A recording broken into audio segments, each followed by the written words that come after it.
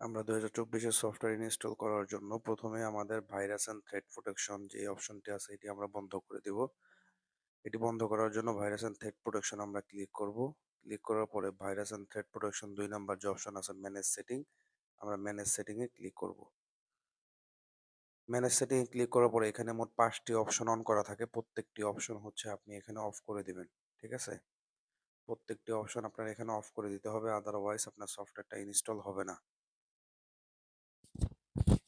আচ্ছা, আমার বন্ধ করা হয়ে গেছে। এখন হচ্ছে আমরা আমাদের সফটওয়্যারটা যেখানে ডাউনলোড করছি সেখানে যাব দিস পিসিতে, যেখানে আমরা ডাউনলোড করে সফটওয়্যারটি রেখেছি।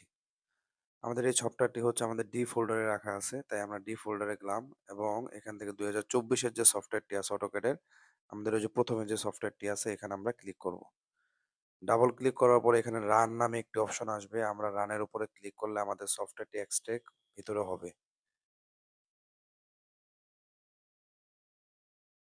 এখানে আমরা রানে ক্লিক করব বা ওপেনে ক্লিক করব।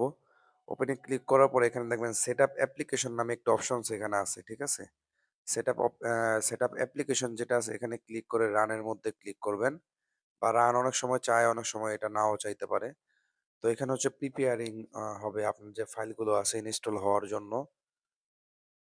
ইনস্টল হওয়ার জন্য হচ্ছে প্রিপেয়ারিং হওয়ার পরে আপনাদের জাস্ট ২ টা কমান্ড দিলে এখানে সফটওয়্যারটা ইনস্টল হয়ে যাবে। এখানে আই এগ্রি তে ক্লিক করবেন। ক্লিক করে স্টার্ট বা নেক্সট যে বাটনটি আছে এখানে দিয়ে ইনস্টল উপরে যা থাকবে তাই ইনস্টলে একটি ক্লিক করে দিবেন। আচ্ছা, ক্লিক করা হয়ে গেলে দেখবেন আপনার সফটওয়্যারটি ইনস্টল হওয়া শুরু হয়ে যাবে। ঠিক আছে?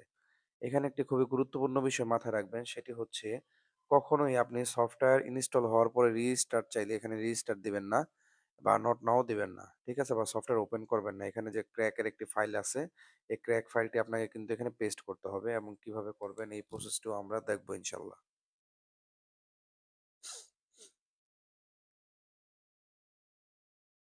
আচ্ছা, আমাদের সফটওয়্যার ইনস্টল প্রায় শেষের দিকে। তো এখান থেকে হচ্ছে রিস্টার্ট বা এরকম কিছু একটা চাপে আমরা এখানে নট নাও দিয়ে দেব। আমাদের রিস্টার্টের প্রয়োজন নাই। নট নাও দিয়ে আমরা জাস্ট কি করব, এখানে ক্র্যাক নামে একটি ফোল্ডার আছে, ঠিক আছে? ওই যে দেখেন ক্র্যাক। সো ক্র্যাক এর মধ্যে আপনি গেলে এখানে এ ক্যাড নামে সবার লাস্টে দেখেন একটা অপশন আছে, এটাকে কপি করবেন। কন্ট্রোল সি দিয়ে কপি করবেন। কপি করার পরে এটা মিনিমাইজ করে জাস্ট আপনার ওই যে সফটওয়্যারটা দেখেন ওপেন হইছে। আমরা যদি একটু ড্র্যাগ করে নিয়ে আসি। ওপেন হওয়ার পরে রাইট ক্লিক করে ওপেন ফাইল লোকেশন নামে এখানে একটি অপশন আছে। ওপেন ফাইল লোকেশনে জাস্ট আপনি কন্ট্রোল ভি দিয়ে পেস্ট করবেন। কন্ট্রোল ভি দিয়ে পেস্ট করে অবশ্যই রিপ্লেস ইন দা আপনার হচ্ছে যেই ১ম যে অপশনটি আছে এখানে দিয়ে কন্টিনিউ তে দিয়ে দিবেন।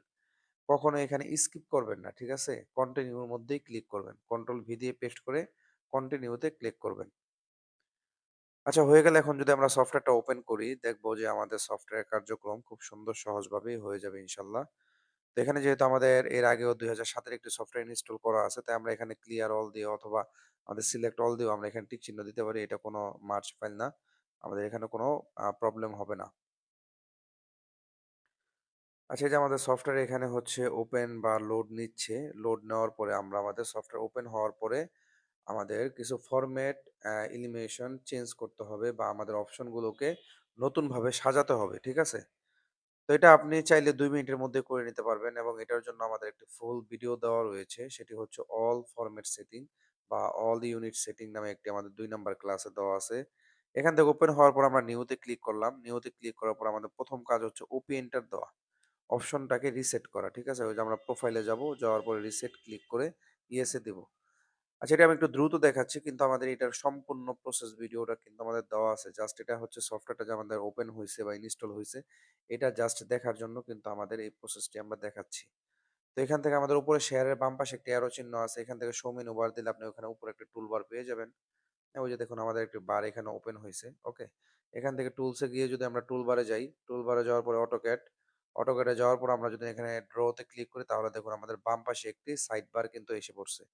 এবং আমরা যদি আবারও টুলসে যাই, টুলসে গিয়ে টুলবারে যাই, টুলবারে যাওয়ার পর অটোক্যাড এবং ডাইমেনশনে ক্লিক করলে আমাদের ফুটগুলো তোলার জন্য উপরে দেখুন একটি সাইড বার আসছে। হ্যাঁ, এটা হচ্ছে আমরা কি করব, এই যে 3 ডটের মধ্যে ক্লিক করে কতগুলো পয়েন্ট আছে এখানে ক্লিক করে আমি জাস্ট আমাদের বাম পাশে এনে ছেড়ে দেব। ওকে? এই যে আমাদের সফটওয়্যারটা সেটআপ হয়ে গেল এবং আমরা আবারও মডিফাই এর মধ্যে ক্লিক করব। টুলসে টুলবার অটোক্যাড এবং মডিফাই নামে এখানে একটা অপশনস আছে। মডিফাই আপনারা ক্লিক করবেন। ক্লিক করার পরে এখানে দেখুন মডিফাই আপনার ডান পাশে আরেকটি কি সাইড অ্যারো বার কিন্তু এখানে এসে পড়ছে। তো এভাবে কিন্তু খুব সহজেই আমাদের AutoCAD ২০২৪ এর যে সফটওয়্যারটি রয়েছে, এটা কিন্তু আমরা সেভ করতে পারবো।